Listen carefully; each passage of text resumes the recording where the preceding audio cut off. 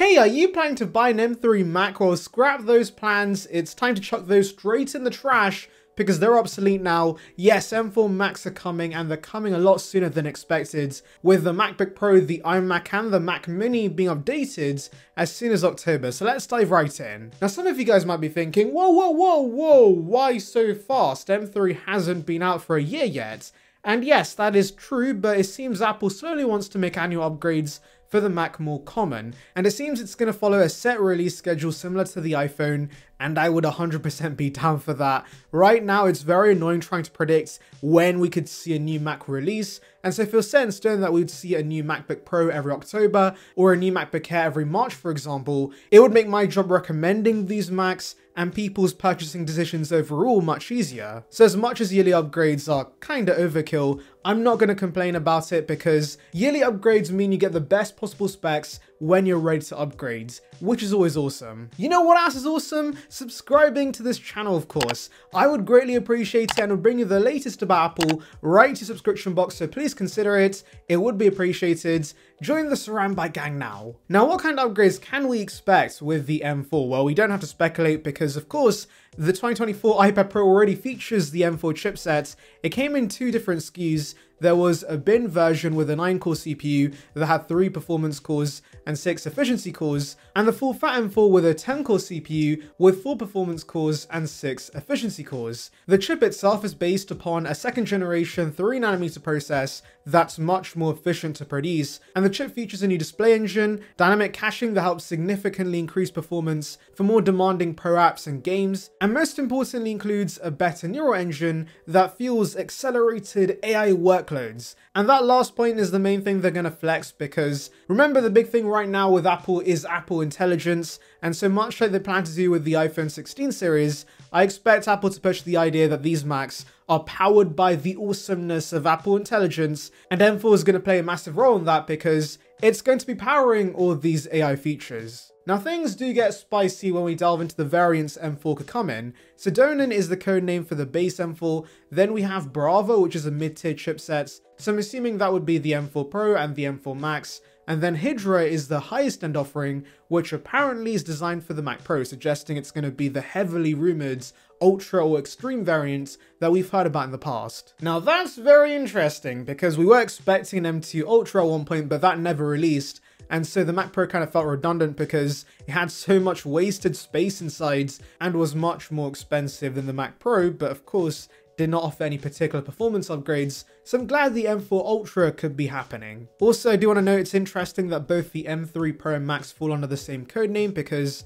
unlike the M1 and the M2 variants of the Max and Pro chips, the M3 versions are actually separate chipsets. Before, they would share the same CPU configuration, but the GPU would be different, but now even the M3 Max offers high performance cores compared to the M3 Pro, but thankfully with the M4 it seems they're returning back to the M1/M2 layout, where the Pro and Max had the same CPUs. That certainly would be nice because M3 Pro in some ways was a weird downgrade over the M2 Pro, but also knowing Apple, they likely still want to upsell people to the Max. So yeah, let's see what happens. And talking about upselling, Gurman does interestingly say that Apple's testing a Mac Studio with an unreleased M3 Air chipset, weird, as well as a separate variation of the M4 Bravo chipset. Now this piqued my interest because it does seem to suggest the Mac Studio could get its own chipset that's now above the Max. I guess that could make sense because the Mac Studio can be pushed a little more because of its larger thermal envelope, and so maybe there's a new Studio chipset that releases alongside the M4 Ultra, which gives the Mac Studio a slight edge over the MacBook Pros, and that might benefit Apple since some might be upsold to the Mac Studio and the Studio Display combo. So to summarize, because that was a lot of information to process, the M4 range can have 5 different chipsets. We have the regular M4, the M4 Pro, the M4 Max, the M4 Studio, and the M4 Ultra. Clearly Apple's plan is to have specialized chipsets for the highest end offerings to eke out as much performance as possible, so that of course for those who need those machines they can spend more cash on higher end configurations, and while that's going to make Timothy very happy, but I'm probably going to stick with the base level M4 because for me even the basic M1 handles everything completely fine. So those are the chips for you guys, but let's now break down the M4 roadmap according to Mark Gurman. The first machine we're going to see is the base level M4 MacBook Pro towards the end of this year. I'm assuming that means October.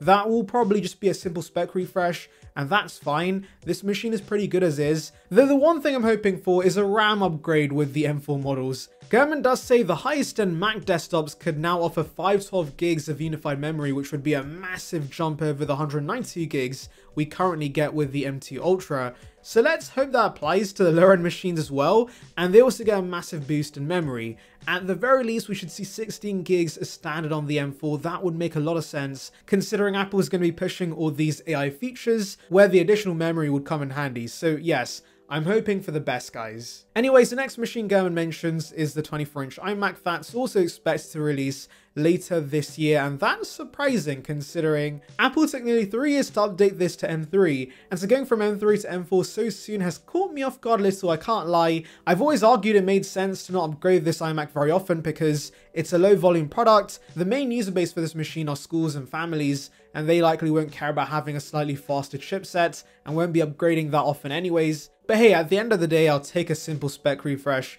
At least they're keeping the iMac somewhat relevant. Next is the Mac Mini. So interestingly, this will be skipping M3 altogether, and it will jump to M4 by the end of this year. So it seems we're getting an October event with a bunch of spec refreshes, similar to what happened last year. Now, of course, what can we expect with the Mac Mini? Well, it should get the M4 and M4 Pro chipsets. I guess it does make sense of skipping the M3 Pro because it was a weird upgrade over the M2 Pro. But yes, once again, that's going to be the only change. And Gurman emphasizes in his new report, these are the only Macs coming this year, but let's delve into the rumored rollout for 2025. So next up are the higher end MacBook Pros. These could release sometime during the end of 2024 to early 2025. But I'm going to be honest, guys, I'm pretty confident they're going to come this year. I know Gurman doesn't want to confirm this and gives us a vague timeline instead, but in my opinion, the higher end Pros are still a big seller for them. And also, it doesn't make much sense to release the base M4, but leave out the higher end configurations. They should release the M4, the M4 Pro, and the M4 Max for the Pro models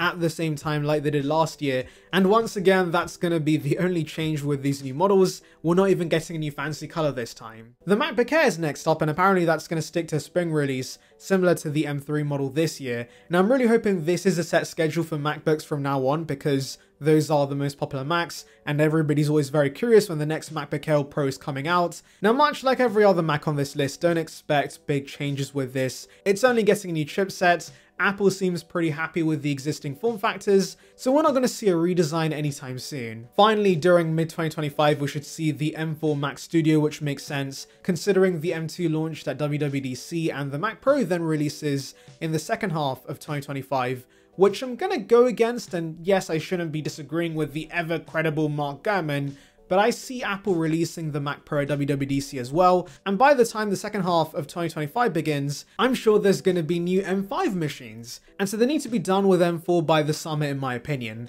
Now, I do wonder if the Mac Pro is getting a redesign. I really hope it does, but because it's a low volume product, you can argue it's not worth it for Apple to develop the R&D for a new shell, because only 5 loaded Apple sheep are going to buy this anyways. Anyways, let me know your thoughts in the comments, make sure to like and subscribe for more content like this, and thank you for watching.